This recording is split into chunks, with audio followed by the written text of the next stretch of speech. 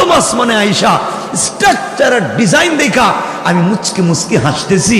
রব যে আমাকে এত ভালোবাসে, আমাকে যে এত সম্মান দিবে জানি না।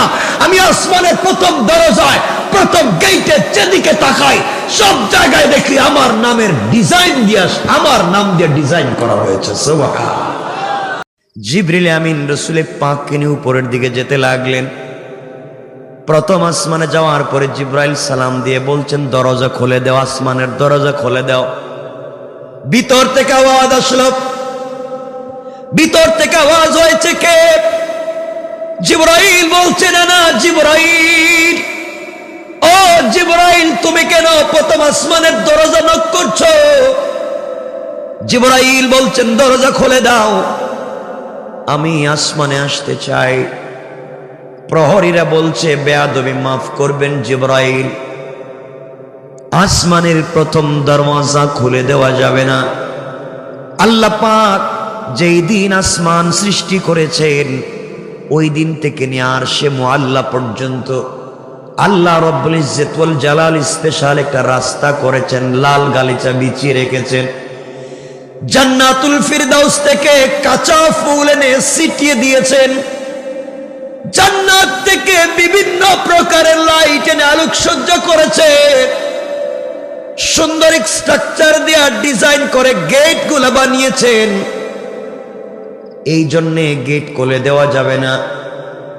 জিবরাইল বলছেন, বলো না কেন এত সুন্দর করে আসমানের প্রথম দরজা সাজানো হলো? জবাব এসেছে, জিবরাইল এটা আল্লাহ রব্বুল ইজ্জত ওয়াল জালাল করেছেন শুধুমাত্র তার বন্ধু হাবিবুল্লাহ এই রাস্তা দিয়ে যেদিন যাবেন ওই দিন গেট খুলে দেওয়া হবে, নচেত দরজা খুলে দেওয়া যাবে না। এবার জিবরাইল বলতে লাগলেন, ও ফেরেশতারা, যার জন্য আল্লাহ রব্বুল ইজ্জত ওয়াল জালাল এত সুন্দর করেছেন, এত ডিজাইন করেছেন, এত সুন্দর করে সাজিয়েছেন, সেই বিশ্ব নবী আখেরি জামানার পয়গম্বর আমার সাথে আছেন। তোমরা দরজা খুলে দাও, কোন সুবহানাল্লাহ, আল্লাহু আকবার বলেন। এবার রাসূল উঠলেন, সংক্ষেপ করে বলি, নবীজি উঠলেন। ওঠার পরে মুস্কি মুস্কি হাসতেছেন। প্রথম আসমানে গেছেন তো এদিক সেদিক তাকাচ্ছেন, মুচকি মুচকি হাসতেছেন। জিবরাইল বলছেন, কেন হাসেন? আপনি না কাঁদতেছিলেন, আপনি না কষ্ট পাচ্ছিলেন, এখন হাসেন কেন? জিবরাইলকে রাসূল পাক বলছেন, জিবরাইল আসলে হাসবো না কেন, আনন্দ পাচ্ছি। আসলে আমার কেউ নাই, বাপকে তো জিন্দেগিতে দেখিও নাই, মাকেও বেশি দিন পাই নাই, দাদাও তো মইরা গেলেন, শেষ পর্যন্ত চাচাও নাই, যেই খাদিজার হাত ধরে পড়েছিলাম ওই খাদিজাও নাই, তায়েফের নানার বাড়ি মানুষ পেটাইছে, কত ব্যথা দুঃখ যন্ত্রণা সবকিছু নিয়ে উঠতেছিলাম উপরে। প্রথম আসমানে আইসা স্ট্রাকচার ডিজাইন দেখা আমি মুচকি মুচকি হাসতেছি। রব যে আমাকে এত ভালোবাসে, আমাকে যে এত সম্মান দিবে জানি না। আমি আসমানের প্রথম দরজায়, প্রথম গেইটে যেদিকে তাকাই সব জায়গায় দেখি আমার নামের ডিজাইন দিয়া, আমার নাম দিয়ে ডিজাইন করা হয়েছে। সুবহানাল্লাহ। যত ডিজাইন সব তো আমার নাম দিয়া। আল্লাহ বলছেন, ওয়ারাফা'না লাকা যিকরাক, বন্ধু সম্মান তো বাড়িয়ে দিয়েছি আমি। সুবহানাল্লাহ পড়েন। কষ্ট হচ্ছে না আপনাদের? আমি কি আলোচনা কি সামনের দিকে নিয়ে যাব?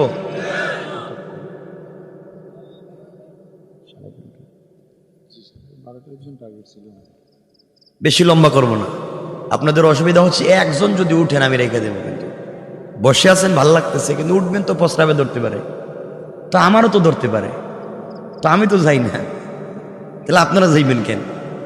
জরুরত সবার আছে, কেউ যাইতে পারবেন না, শোনা লাগবে শেষ পর্যন্ত কথা। আর আমি আশা করি যে কথাগুলো শেষ দিকে বলতে চাই আপনাদের দিলের ভিতরে রাসূল পাকের ভালোবাসাটুকু বুঝাবার জন্য যা বলতে চাই মনোযোগ দিয়ে শুনবেন। নবীজি বললেন, এবার জিবরাইল এখন কোথায় নিয়ে যাইবা? জিবরাইল বলছেন, রাসূলুল্লাহ চলেন না দ্বিতীয় আসমানে। নবীজি দ্বিতীয় আসমানে গেছেন, অনেকের সঙ্গে দেখা হয়েছে, ঘটনা বলবো না, শুধু ওয়ারাফা'না লাকা যিকরাক গেছেন। দেখেন প্রথম আসমানে যা দেখছিলেন তার চেয়ে 1000 গুণ সুন্দর করে দ্বিতীয় আসমান বানানো হয়েছে। আর আসতে কোন সুবহানাল্লাহ কেমন? নবীজি যেতে যেতে সপ্তম আসমান পার হইয়া সিদরাতুল মুনতাহা। সিদরাতুন মানে বড়ই গাছ, কুল গাছ, মুনতাহা মানে ইন্তেহা, সৃষ্টির শেষ প্রান্তরে এটা বড়ই গাছ আল্লাহ লাগিয়ে দিয়েছেন।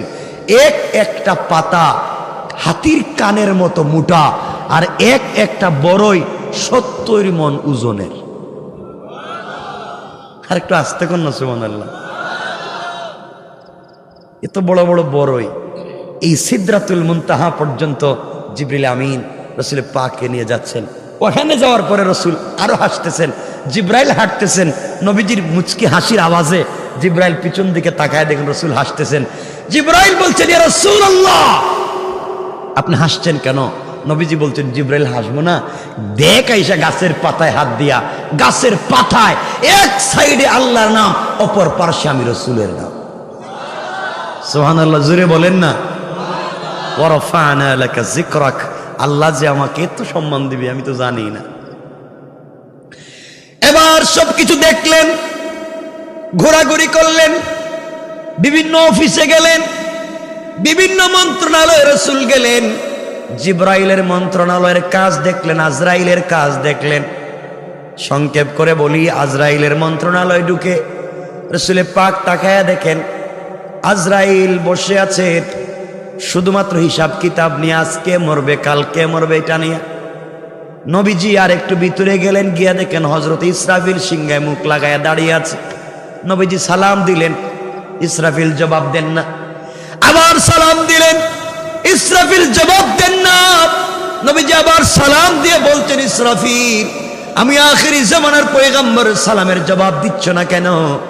ইসরাফিল বলছেন, রাসূলুল্লাহ আপনি আখিরি জামানার পয়গম্বর বুঝতে পেরেছি, কিন্তু সালামের জবাব আমি দিতে পারছি না।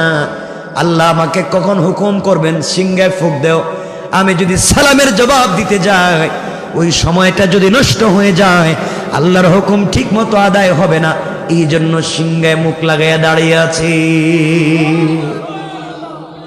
এবার নবীজি বললেন, ও ইসরাফিল, যে আল্লাহ আসমান জমিন আরশ কুরসি লৌহ কলম তৈরি করেছেন, ওই আল্লাহ পাক আমাকে দাওয়াত করে ওখানে নিয়ে এসেছেন।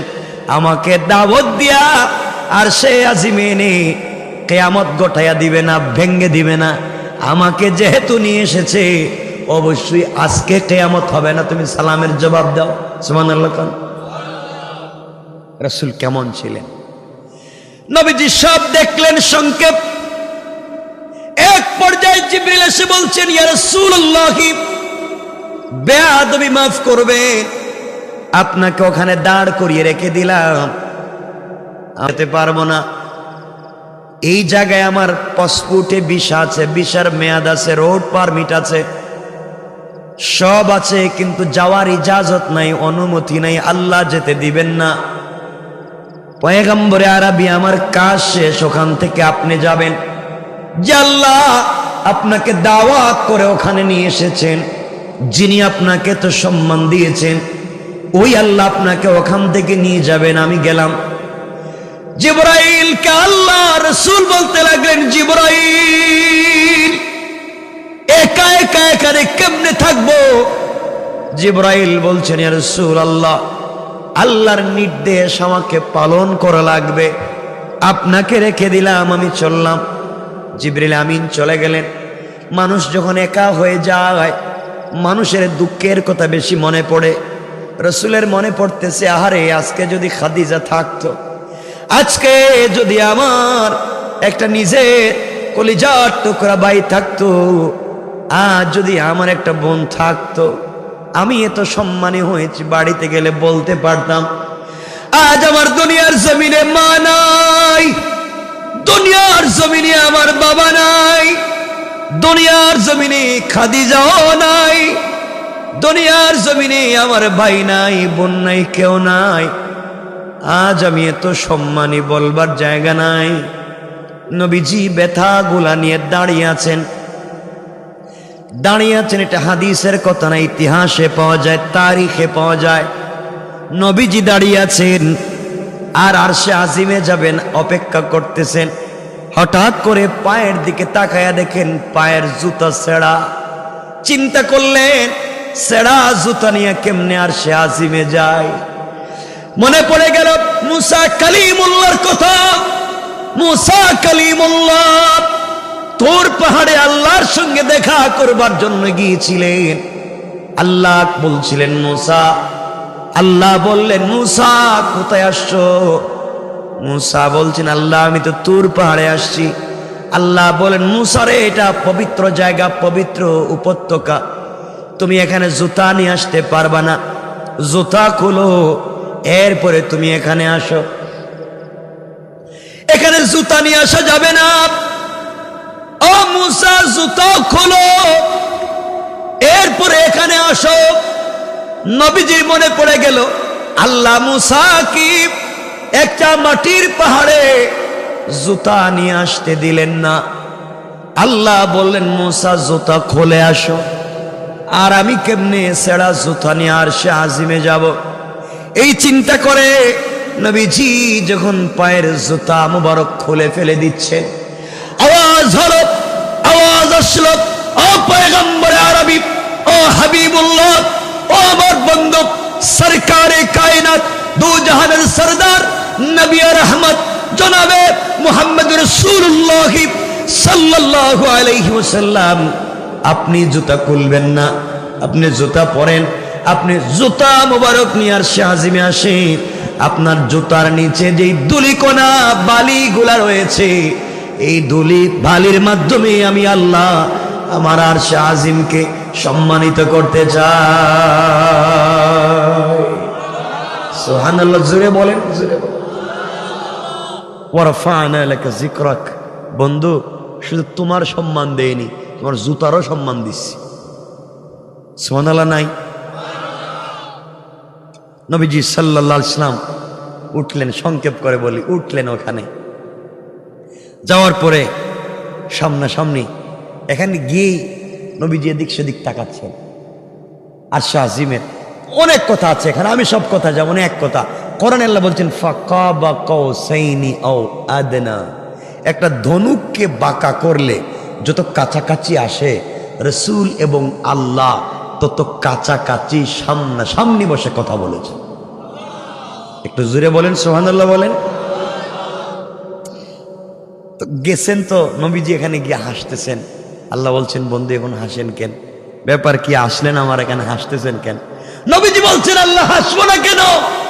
আরশে আজিমে আসলাম, আপনার আরশে মুআল্লা আসলাম, দেখতেছি আপনার আরশের পিলারের দিকে তাকালাম, আরশের ছাদের দিকে তাকালাম, চেয়ারের দিকে তাকালাম, যেদিকে তাকাই সব ডিজাইন তো আমার নাম দিয়া করেছেন। সুবহান আল্লাহ বলছেন ওয়ারফা'না লাকা যিকরাক, বন্ধু সম্মান তো আমি দিয়েছি, সব জায়গায় তোমার না।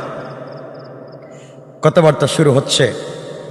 নবীজি ইসলামকে আল্লাহ অনেক কথা জিজ্ঞাসা করতেছেন, সবাই কেমন আছে, আপনি কেমন আছেন? অনেক ব্যথা নিয়ে এসেছেন, বন্ধুর কাছে এসেছেন, কোনো ব্যথা থাকবে না, সব দূর হয়ে যাবে আজকে। কথা বলতে বলতে বলতে বলতে নবীজি অনেক কথাই জিজ্ঞাসা করলেন, আল্লাহ রসুলকে অনেক কথাই জিজ্ঞাসা করলেন। নবীজি কাঁদতেছেন। কি করতেছেন? কাঁদতেছেন। আল্লাহ জিজ্ঞাসা করলেন, বন্ধু আজকে তো কাঁদবার জন্য তোমাকে এখানে আনিনি, তুমি কাঁদছো কেন? নবীজি বলছেন আল্লাহ আমি কেন কাঁদবো না, আমি আপনার আরশে আজিমে আসলাম, আপনার সঙ্গে দেখা করতে আসলাম। আপনি কত জনের কথা জিজ্ঞাসা করলেন, কত কিছু আমার কাছে জানতে চাইলেন, কিন্তু একবারও বললেন না আমার গুনাহগার উম্মত কেমন আছে। আল্লাহু আকবার বলেন। একবারও আপনি আমার উম্মতের কথা জিজ্ঞাসা করলেন না, আমি কেমনে খুশি হতে পারি। আল্লাহু আকবার। তোমার রাসূল এত দূরে গিয়েও তোমার কথা বলে যায় নাই, এত দূরে যাওয়ার পরেও তোমাকে মনে রেখেছে, আর আজকে আমরা রাসূলকে ভুলে গিয়েছি। আল্লাহ রাব্বুল ইজ্জত ওয়াল জালাল ডাক দিয়ে বললেন, বন্ধুরে, বন্ধু বন্ধুর বাড়িতে গেলে, মেহমান মেহমানের বাড়িতে গেলে, আত্মীয় আত্মীয়ের বাড়িতে গেলে তো উপহার উপঢৌকন গিফট নিয়ে কিছু নিয়ে যায় না, নেয় না? আপনি যে আমার কাছে আসলেন, দুনিয়া থেকে আমার কাছে আসলেন বন্ধু, কিছু হাদিয়া, কিছু গিফট, কিছু উপহার উপঢৌকন কি আমার জন্য নিয়ে এসেছো? নবীজি বলতে লাগলেন, আল্লাহ তাআলা আপনি কি আমাকে একেবারে বোকা পাইলেন? আমি কি খালি হাতে এসেছি? অবশ্যই না। আমি আপনার জন্য হাদিয়া নিয়ে এসেছি। আল্লাহ বললেন, বন্ধুরে এবার বলো কি হাদিয়া নিয়ে এসেছো? এবার নবীজি বললেন, আল্লাহ আত্তাহিয়াতু লিল্লাহি ওয়াসসালাওয়াতু আত-তাইয়্যিবাত। আয় আল্লাহ, আসমান জমিনে যত সালাত, যত সালাম, যত পবিত্রতা, আজ সবকিছু লিল্লাহি, আপনার জন্য, সব আপনার জন্য। নবীজি যখন এগুলা বলেন আল্লাহ খুশি হয়ে গেলেন। আল্লাহ জবাব দিলেন, আসসালামু আলাইকা আইয়ুহান নবী। আমার নবীকে আল্লাহ পাক সালাম দিলেন। নবীজি সালামের জবাব দিচ্ছেন না, আমার নবীজি কাঁদছে। আল্লাহ বলছেন, বন্ধুরে এবার কাঁদো কেন? সালাম দিলাম, সালামের জবাব দিবা। নবীজি বললেন, আল্লাহ আপনি আমাকে সালাম দিলেন, আমি আপনার সালামের জবাব কেমনে দিব? বলেন না, আপনি আমাকে শুধু সালাম দিলেন, আমার উম্মত গুলাকে দিলেন না। আল্লাহু আকবার, আল্লাহ। এমনে সম্মান না। আপনি আমার উম্মত গুলাকে সালাম দিলেন না। আল্লাহ ডাক দিয়া বললেন, বন্ধুরে আমি কেমনে বাড়িতে বাড়িতে দেশে দেশে গিয়ে কি সালাম দিব? আল্লাহ রাব্বুল ইজ্জত ওয়াল জালালের পয়গম্বর বলছেন, আল্লাহ আমাকে সালাম দিলেন, আমার উম্মতকে দিলেন না, এর চাইতে বড় কষ্টের হতে পারে না। আল্লাহর পক্ষ থেকে আওয়াজ হলো, সবার পক্ষে আওয়াজ হয়ে গেল, আসসালামু আলাইনা ওয়া আলা ইবাদিল্লাহিস সালিহিন। আওয়াজ হলো, পয়গম্বর আরবি সবার জন্য আমি রবের পক্ষ থেকে সালাম। ইবাদে সালেহ, উত্তম চরিত্রবান বান্দাদের কাছে সালাম। এবার নবীজি বলেন, আল্লাহ এরপরেও সালামের জবাব আমি দেব না। কেন দিবেন না বন্ধু? বলেন না, আল্লাহ আপনি আমাকে সরাসরি সালাম দিয়েছেন, আমি আপনার সামনে, আপনি আমাকে সালাম দিলেন। আর আমার উম্মত কোথায়? শঙ্করপাড়া লালমাই বসে আছে, বাংলাদেশে পড়ে আছে, এদেরকে আপনি ওখান থেকে সালাম দিলেন। এই সালাম আমি মানি না, সরাসরি সালাম দেওয়া লাগবে। আল্লাহু আকবার বলেন। আল্লাহ বলছেন, বন্ধু এখন কি বাড়ি বাড়ি গিয়ে আমাকে সালাম দেওয়া লাগবে? আল্লাহর কাছে আমার রাসূল বলছেন, আল্লাহ কেমনে সালাম দিবেন আমি জানি না, তবে সামনাসামনি সরাসরি দেওয়া লাগবে, নচেত আমি কিন্তু তোমার উপরে সন্তুষ্ট হব না। ও রব, তুমি তো আমাকে অসন্তুষ্ট করবার জন্য এখানে আনো নাই, আমাকে এনেছো দুঃখ দূর করে সন্তুষ্ট করবার জন্য। তুমি বলো না আমি কি অসন্তুষ্ট হয়ে ওখান থেকে বিদায় নিব? আল্লাহ বলেন, বন্ধু না, তোমাকে অসন্তুষ্ট করে বিদায় দিতে চাই না, আমি তো তোমার উম্মত গুলাকে সালাম দিতে চাই। তবে কেমনে? নবীজি বললেন, জানি না, যেমনে পারেন সবাইকে সালাম দেওয়া লাগবে সামনাসামনি, তাহলেই আমি আপনার উপরে খুশি। এবার আল্লাহ ডাক দিয়ে বলছেন, বন্ধুরে তোমাকে সন্তুষ্ট করতে সব করতে পারি, আমি আল্লাহ কথা দিলাম রে বন্ধু ও হাবিবুল্লাহ। কিয়ামতের দিনে হিসাব নিকাশের পরে জান্নাতীরা যখন জাহান্নামে চলে যাবে, জান্নাতীরা যখন জান্নাতে চলে যাবে, জাহান্নামীরা যখন জাহান্নামে চলে যাবে, ওই সময় আমি আল্লাহ দারুস সালাম নামক জান্নাতে একটা প্রোগ্রাম করব। ওই প্রোগ্রামে তোমার উম্মতদেরকে বসার জন্য চেয়ার দিব, ওরা বসে থাকবে। আর কথা দিলাম, ওয়াদা দিলাম, আমি আল্লাহ স্বয়ং দাঁড়ায়া তাদের সামনে সালামের ওয়াদা দিলাম। আল্লাহু আকবার বলে। কেমন ছিলেন রাসূল?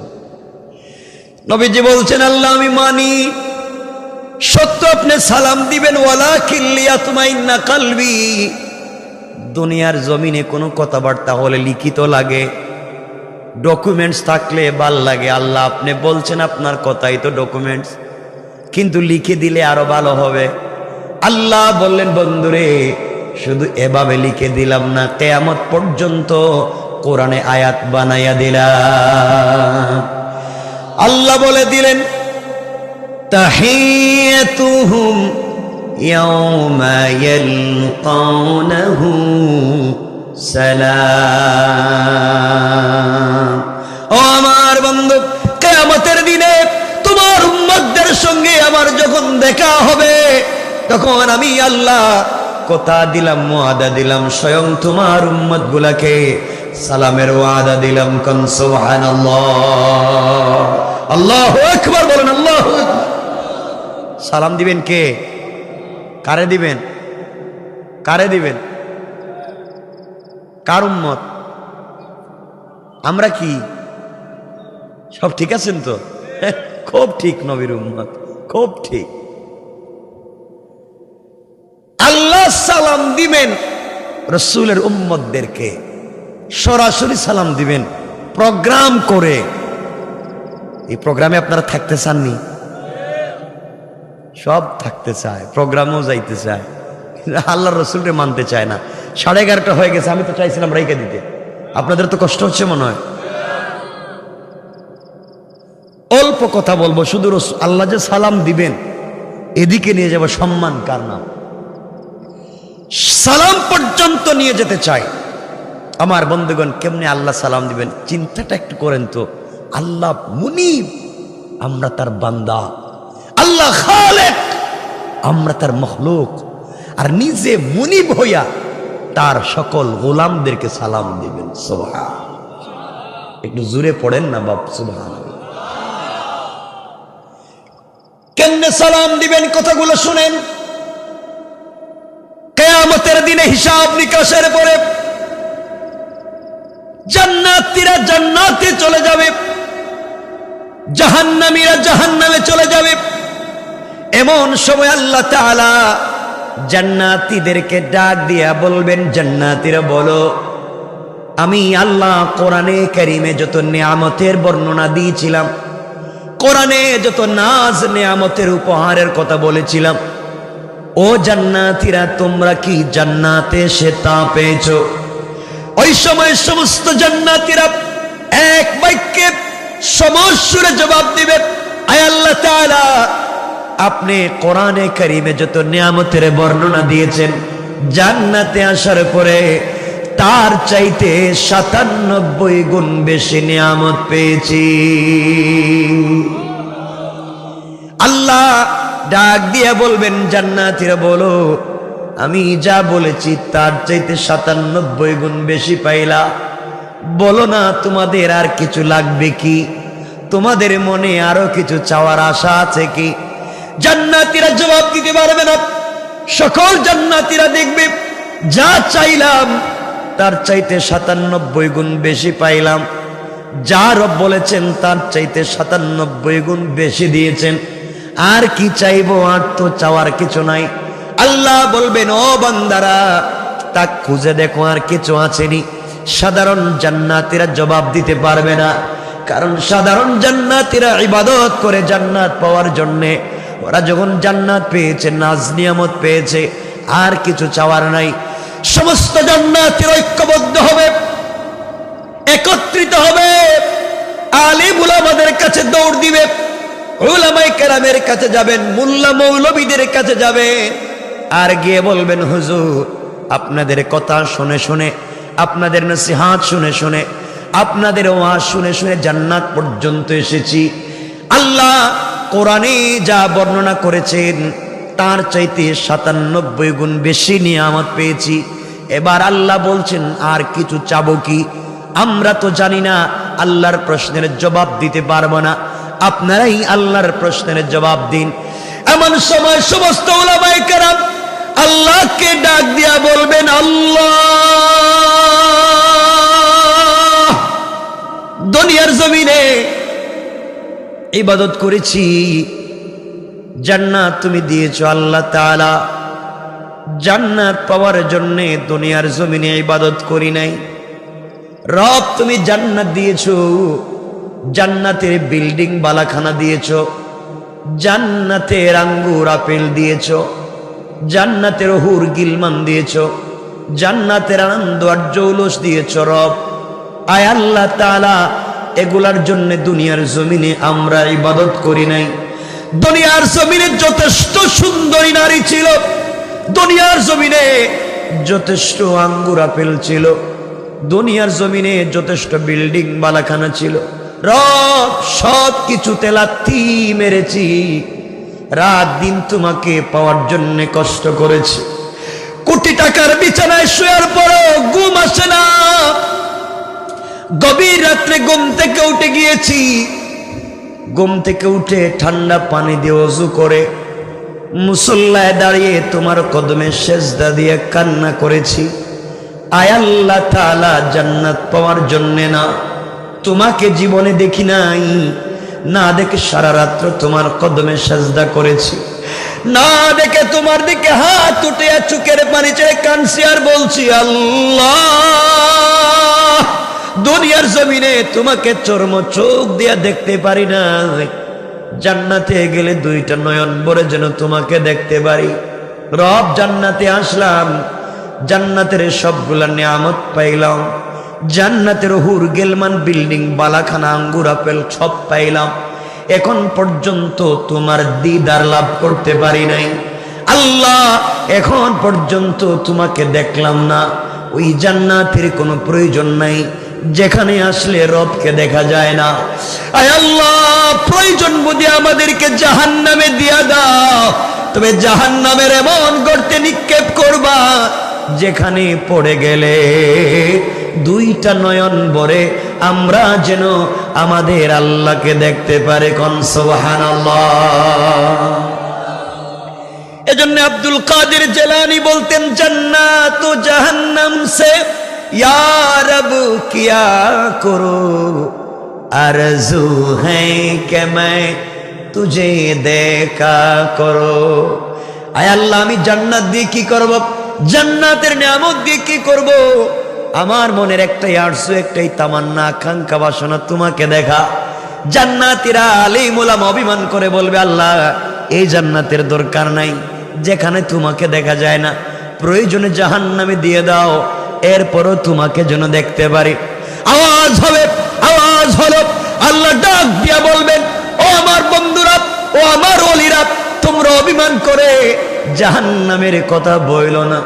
দুনিয়ায় আমি রবের জন্য কষ্ট করেছো, রাত জেগে জেগে তাহাজ্জুদের সালাত পড়েছো, কত কষ্ট করে ঈমান আমলকে তৈরি করেছো।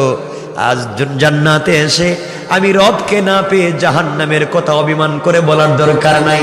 আমি আল্লাহ কথা দিলাম, কথা দিলাম, শোনো, দারুস সালাম নামক জান্নাতে একত্রিত হয়ে যাও। ওই জায়গার মধ্যে আমি আল্লাহ তোমাদের সবার সঙ্গে দেখা করতে চাই। সুবহানাল্লাহ বলেন। সুবহানাল্লাহর আওয়াজ যত কমতেছে আমার আলোচনাও কমতেছে। কমাই দেব, হঠাৎ রেখে দেবো, কিন্তু দেখবো শুধু 11:15 হইতেছে, রেখে দিন, কারণ আপনাদের অবস্থা খারাপ দেখতেছে। কি জিনা ফজরের নামাজ কি চলবে? ফজরের নামাজও চলবে, নামাজের খবর নেই, চলবে। আমার বন্ধুগণ, সমস্ত জান্নাতীরা দারুস সালামে যাবেন। দারুস সালামে আল্লাহ একটা প্রোগ্রাম করবেন, প্রোগ্রাম। এই প্রোগ্রামে আল্লাহ একটা মঞ্চ করবেন, স্টেজ করবেন, যে স্টেজে লক্ষাধিক আম্বিয়ায়ে কেরামের জায়গা হয়, এত বড় স্টেজ করবেন না। সুবহানাল্লাহ বাদ দেন, মনে হয় ঘূর্ণিঝড়ে সুবহানাল্লাহ খেয়া ফেলাইছে নাকি? তা কোন দুনিয়া এলাম আমি আজকে? তো আমার অবস্থা খারাপ। সুবহানাল্লাহ একটু জোরে বলেন, আর একটু জোরে বলেন। কি জয় আল্লাহ জানে। আল্লাহ তুমি একটু দিক করে দিকে একটা স্টেজ করবেন, লক্ষাধিক আম্বিয়া কেরামের জায়গা হয়। আর সকল জান্নাতীদেরকে বসার জন্য একটা চেয়ার দিবেন। এটা প্লাস্টিকের কোনো চেয়ার না, কাঠের কোনো চেয়ার না, দুনিয়ার বানানো কোনো চেয়ার না। এই চেয়ার হবে হীরা, জবরদস্ত, ইয়াকুত, মণি, মুক্তা পাথর দিয়ে তৈরি করা। একটা চেয়ার জমিন থেকে আসমান পর্যন্ত উঁচা। আল্লাহু আকবার। সমস্ত জান্নাতীরা আপন আপন চেয়ারে বসে থাকবেন। আল্লাহ জান্নাত থেকে, জান্নাতুল ফিরদাউস থেকে মিশকে আম্বরের ডাল, স্তূপ পুরা পেন্ডালে ছিটাইয়া দিবেন। পুরা প্রোগ্রাম জান্নাতুল ফিরদাউসের মিশকে আম্বরের গ্রানে মুখরিত হয়ে যাবে। সুবহানাল্লাহটা পড়েন না ভাই। সবাই বসে রয়েছে চেয়ারে, সব অতিথিরা বসে রয়েছেন। এই প্রোগ্রামে হামদে বারি তাআলা পরিবেশন করবার জন্য আল্লাহ দাওয়াত করবেন ইসরাফিল আলাইহিস সালামকে। বিশেষ অতিথি হিসাবে দাওয়াত করবেন পয়গম্বর দাউদ আলাইহিস সালামকে। প্রধান অতিথি হিসাবে দাওয়াত করবেন আমার নবী, আপনার নবী, কলিজার টুকরা, সরকারে কায়নাত, দু জাহানের সরদার, নবী রহমত জনাবে মুহাম্মদ রাসূলুল্লাহ সাল্লাল্লাহু আলাইহি ওয়াসাল্লামকে। আর ওই প্রোগ্রামে সভাপতিত্ব করবেন স্বয়ং আল্লাহ। আল্লাহু আকবার। আল্লাহ নিজে সভাপতি, প্রধান অতিথি রাসূলে পাক। কল্পনা করতে পারতেছেন প্রোগ্রামটা কেমন হবে? আল্লাহ যে বলছেন মালা আইনুন রাআত ওয়ালা উযুনুন সামিআত ওয়ালা খাতারা আলা কলবি বাশার। আল্লাহ যে বলছেন চোখ দিয়েও দেখোস নাই, ব্রেন দিয়েও কল্পনা করস নাই, কান দিয়েও শুনোস নাই, এমন জিনিস জান্নাতে রাইখা দিছি। চিন্তা করেন, রব সভাপতি। এরা মনে হইতেছে গুরুস্থানে নাকি তা সভাপতি। কি ভাই কিছু বলেন? ওরে আল্লাহ, এটা আবার কি কোন? এগুলা কি আমার দ্বারা হবে নাকি? কষ্ট হচ্ছে আপনাদের? আচ্ছা, এক পর্যায়ে সবাই বসে আছেন, রসুলে পাক প্রধান অতিথির চেয়ারে বসে আছেন। মনে হচ্ছে আসমানের চন্দ্র, সূর্য, তারকা সব যেন চেয়ারে বসে রয়েছে। সুবহানাল্লাহ বলেন। নবীজি বসে রয়েছেন, সভাপতি নাই। সবাই তো সভাপতির অপেক্ষা করতেছে, সব অতিথিরা হাজির, সভাপতি নাই। হঠাৎ করে আমার আল্লাহ জান্নাতের পর্দা দুন কুদরতের হাত দিয়া সরাইয়া জান্নাতি বান্দাদেরকে সালাম দিবেন। আল্লাহ বলবেন আসসালামু আলাইকুম ইয়া ইবাদি। ও আমার বান্দারা, আমার পক্ষ থেকে সালাম পড়েন সুবহান। আল্লাহ সালাম দিয়া সভাপতির আসনে বসে যাবেন। মানুষ আল্লাহর চেহারার দিকে তাকাইয়া কয়েক লক্ষ বছর চলে যাবে, খবর নাই। কি দেখলাম? রবকে কি দেখলাম? এবার আবার আল্লাহ বলবেন জান্নাতীরা প্রোগ্রাম শুরু করা যাক। সব অতিথিরা হাজির। ইসরাফিলকে আল্লাহ বলবেন ইসরাফিল দাঁড়িয়ে যাও, হামদে বারি তাআলা বলো। এমন সময় আল্লাহ জান্নাতের হুর গেলমানদেরকে বলবেন তোমরা কোথায় রে? আমি আমার জান্নাতি বান্দাদের সঙ্গে ওয়াদা দিয়েছিলাম দুনিয়ায় তারা যখন জান্নাতে আসবে আমি আল্লাহর সঙ্গে প্রথম সাক্ষাৎ হবে। আমি আল্লাহ তাদেরকে মেহমানদারি করাবো, তাদের নাস্তার ব্যবস্থা করব। আজ আমার বান্দারা আমার সামনে হাজির, আমি তাদেরকে মেহমানদারি করাতে চাই, তাদেরকে নাস্তা করাতে চাই। সকল হাজির হয়ে যাবে। কি নাস্তা করাবেন? গোটা দুনিয়ার, গোটা পৃথিবীর মাটি চিপে রস বের করে খাই বানাইয়া খামির বানাবেন। এটা দিয়ে রুটি তৈরি করবেন। এই রসের ভিতরে আঙ্গুরের রস, বেদানার রস, আপেলের রস, মাল্টার রস, ড্রাগনের রস, ডালিমের রস, পৃথিবীর যত ফল আছে সব ফলের রস দিয়ে আল্লাহ রব্বুল রুটি বানাইবেন। এই রুটি তৈরি করবে সকল মাছের কলিজা বের করে বুনা বানায়া এক একজন জান্নাতীর সামনে ৮০,০০০ খাদেমা 80,000 কর্মচারী এক একজন জান্নাতীর সামনে 1,60,000 নাস্তার প্লেট নিয়ে এক একজন জান্নাত হয়ে যাবে। আল্লাহু আকবার বলেন। এক একজনের সামনে 1,60,000 নাস্তার প্লেট। আপনি কয়টা খাইবেন? আপনি খাইবেন আমার ডায়াবেটিস, আমি তো খাইতে পারি না। কয় প্লেট খাইবেন? মানুষ তখন রাইকা দিতে চাইবে, মনে হবে যদি আমার ছেলে আসে, আমার ছেলের বউ আসে, আমার নাতি নাতনি আসে, ওদের জন্য তো কিছু রাখা লাগবে। এই জন্য সবাই কিছু কিছু ফ্রিজে রাখবে। কোথায় রাখবে? কয় ফ্রিজে রাখবে। চিন্তা করছেন? এখানে কেউ পচা খাইতে চায়, এখানে ফ্রিজ আপনারা কে দিব? আল্লাহ বলবেন ও জান্নাতীরা রাখবার দরকার নাই, যা দিছি সব খা। আরো যদি তোমার আত্মীয় স্বজন আছে, বন্ধু বান্ধব আছে, ছেলে মেয়ে আছে, প্রত্যেকের জন্য 1,60,000 করে নাস্তার প্লেট আমি রিজার্ভ রাইকা দিচ্ছি। জান্নাতীরা নাস্তার প্লেট 1,60,000 ফ্লেভার সামনে রাখা। আমার চেহারার দিকে যেভাবে থাকাইতেছে মনে হইতেছে আমি খাইতেছি মনে হয়। আমার ওয়াজ শুনেন, শুধু শুনতে থাকেন, আর কিছু না। এমন সময় জান্নাতীরা কাঁটা চামচ হাতে নিয়ে, কাঁটা চামচ তো চিনছেন, কাঁটা চামচ নিয়ে যখন মুখে দিবে দিবে দিবে মাত্র খাবে, আল্লাহ বলবেন ইসরাফিল একটু পড়ো না হামদে বারি তাআলা, দেখি না কেমন লাগে। জান্নাতীরা নাস্তা মুখে দিবে, ইসরাফিল আলাইহিস সালাতু ওয়াস সালাম যখন তিনি হামদে বারি তাআলা পরিবেশন করবেন, জান্নাতীরা নাস্তার প্লেট রেখে দিবে আর বলবে আল্লাহ আপনি কি কণ্ঠ শুনাইলেন, কি হামদে বারি তাআলা শুনাইলেন। রব আর কিছুই চাই না, কোন নাস্তার দরকার নাই। 1000 বছর যদি চলে যায় এই কণ্ঠ আমরা শুনি নাই, 1000 বছর চলে যাক এই কণ্ঠের হামদে বারি তাআলা বন্ধ করা যাবে না। আল্লাহ বলবেন জান্নাতীরা এর চাইতে মধুর কণ্ঠ শুনতে চাও কি? জান্নাতীরা বলবে আল্লাহ এর চাইতে মধুর কণ্ঠ আছে কি আমরা জানি না। আল্লাহ বলবেন জান্নাতীরা রে, আজকের বিশেষ অতিথি পয়গম্বর দাউদ আপনি দাঁড়াইয়া যান, আমার কোরআন থেকে সূরা তাহা তেলাওয়াত করেন।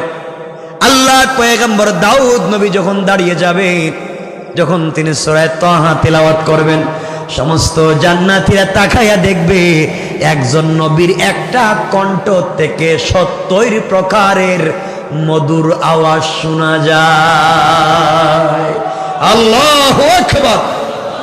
একটা কণ্ঠ থেকে 70 আওয়াজ শোনা যায়। জান্নাতীরা পাগল হয়, বলবে আল্লাহ এই তেলাওয়াতকে বন্ধ করে দিও না, তেলাওয়াত যেন চলতে থাকে। আল্লাহ বলবেন জান্নাতীরা তোমরা এর চাইতে মধুর কণ্ঠ শুনতে চাও কি? জান্নাতীরা বলবে আল্লাহ তাআলা এর চাইতে মধুর কণ্ঠ আছে কি আমরা জানি না। আল্লাহ বলবেন ও জান্নাতীরা আমার কোরআনের জন্য ইসরাফিল কষ্ট করেনি, আমার কোরআনের জন্য দাউদ নবী কষ্ট করে নাই, আমার কোরআনের জন্য যেই নবী দান শহীদ করেছেন, মাথায় লোহার কড়া ঢুকিয়েছেন, জীবনে বড় কষ্ট করেছেন, তায়েফের মানুষ পিটে রক্তাক্ত করেছে, আজকের প্রধান অতিথি আজকের বিশ্ব নবী এই মুহূর্তে তোমাদের সামনে দাঁড়ায়া আমার কোরআন থেকে সূরা ইয়াসিন তেলাওয়াত করে তোমাদেরকে শোনাবে। আল্লাহু আকবার বলেন। কে তিলাওয়াত করবেন? বিশ্ব নবী। কে তিলাওয়াত করবেন? বিশ্ব নবী। নবীজি এবার দাঁড়াচ্ছেন, কোরআন থেকে সূরা ইয়াসিন তিলাওয়াত করবে। মাঠের কি অবস্থা এখন চিন্তা করেন। নবীজি তেলাওয়াত করবেন, আমার নবী যখন তেলাওয়াত শুরু করে দিয়েছেন, জান্নাতীরা চেয়ার ছেড়ে লাফাইতে থাকবে আর বলবে আল্লাহ এই তেলাওয়াত বন্ধ করে দিয়েন না। দাউদ নবীর কণ্ঠের চাইতে আমাদের নবীর তেলাওয়াত আর কোটি কোটি গুণ বেশি মধুর শোনা যায়। জান্নাতীদেরকে আল্লাহ বলবেন জান্নাতীরা তোমরা বলো না এর চাইতে মধুর কণ্ঠের তেলাওয়াত শুনতে চাও কি? জান্নাতীরা বলবে আল্লাহ কি বলেন, এর চাইতে কণ্ঠ আছে কি? কলিজা ফেটে যায় বাঁচি না, আপনি বলেন এর চাইতে মধুর কণ্ঠ আছে নাকি?